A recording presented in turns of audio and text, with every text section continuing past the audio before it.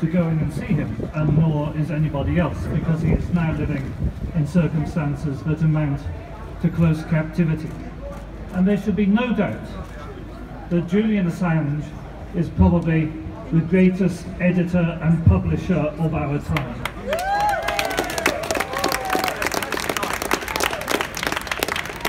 He is a man whose impact on society has been transformational.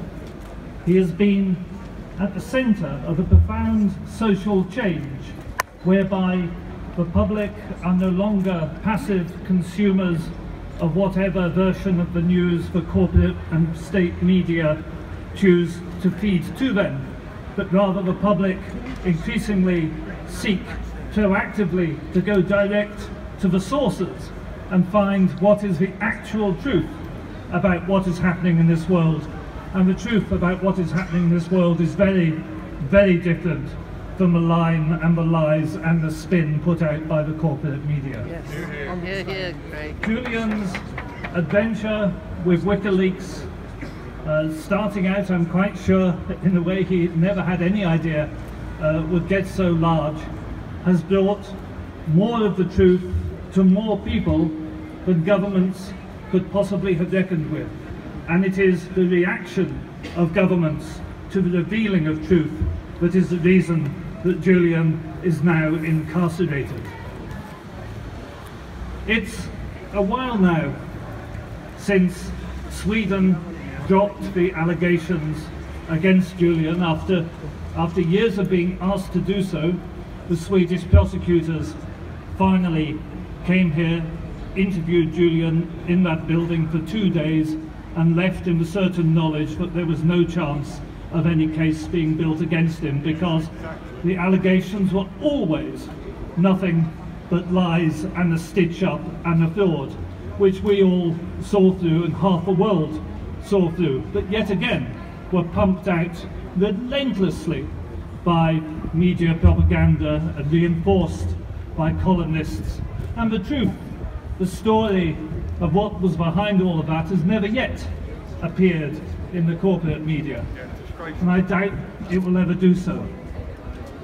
But even then, the British government has sought ways to continue to prevent Julian from achieving his freedom. And the idea that entering an internationally recognised legal process of claiming political asylum represents a flight from justice or jumping bail is a nonsense. It is rather an entry to a higher level of legal process, and that is what Julian embarked upon when he claimed asylum here, and that is what has been recognised by the United Nations Working Group on Arbitrary Detention, which has declared Julian's imprisonment unlawful.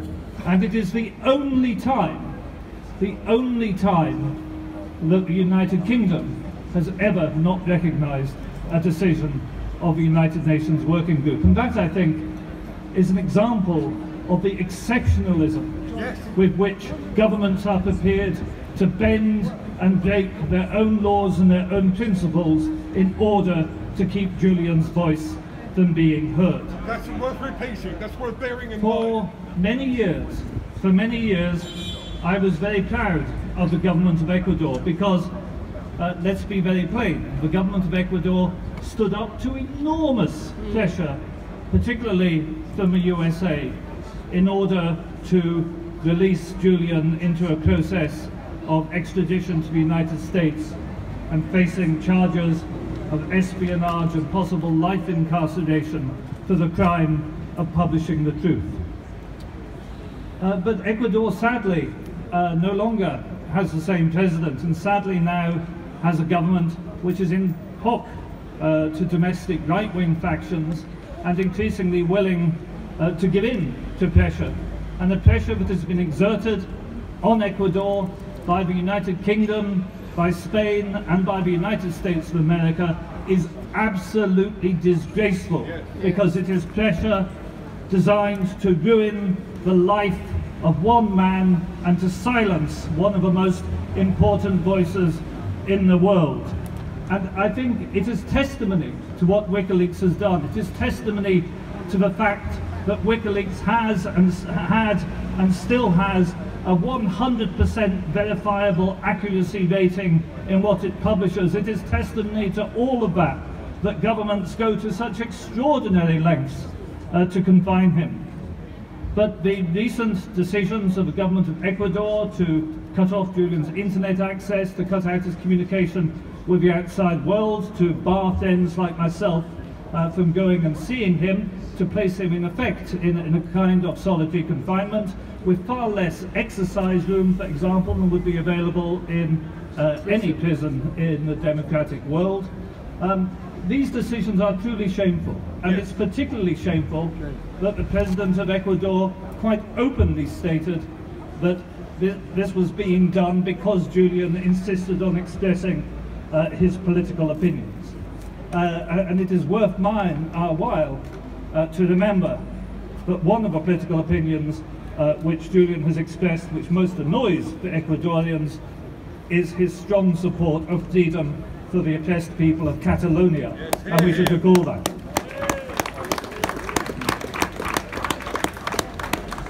I, however, remain hopeful. I remain hopeful that this will not last. We still have a legal process going through here in the United Kingdom. Frankly, anybody who believes that the United Kingdom has a fair and impartial judiciary which is not subject to political influence is a bloody idiot. The United Kingdom has an extremely corrupt judiciary which is absolutely part of the ruling class, to the extent that the judge who ruled against Julian's plea to have the bail jumping charges against him dropped was the wife of a former Tory minister and chairman of the Defence Select Committee, who is a partner in an intelligence company with the former head of MI6 who wrote the dirty dossier on Iraqi weapons of mass destruction. That is how unbelievably corrupt the United Kingdom establishment is, that right-wing judge tied in with the establishment in the most fundamental way, a nasty, fire-breathing, warmongering Tory is responsible for Julian's continued incarceration. We are not going to win this through a corrupt judiciary. However, change is coming, and I believe that we may well find that within the not too distant future, finally, for the first time, really in my own lifetime, the United Kingdom may have a government which is not totally in hock to the warmongering government of the United States.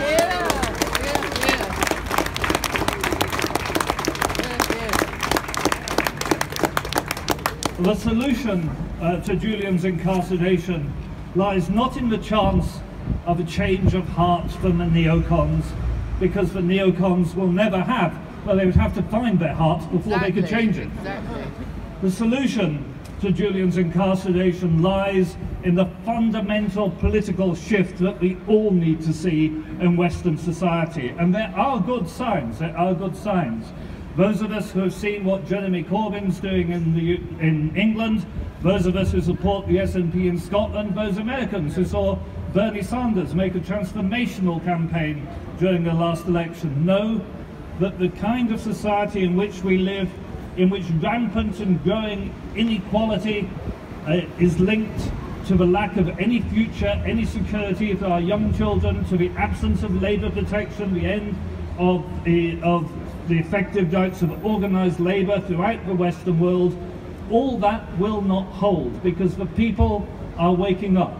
And the people are waking up precisely because of access to the kind of alternative narrative aside from the corporate media, the kind of access to alternative and real news which Julian has been at the forefront of giving them. And it is the movement which Julian started, which is the movement that will free Julian. Thank you very much indeed. Thank you.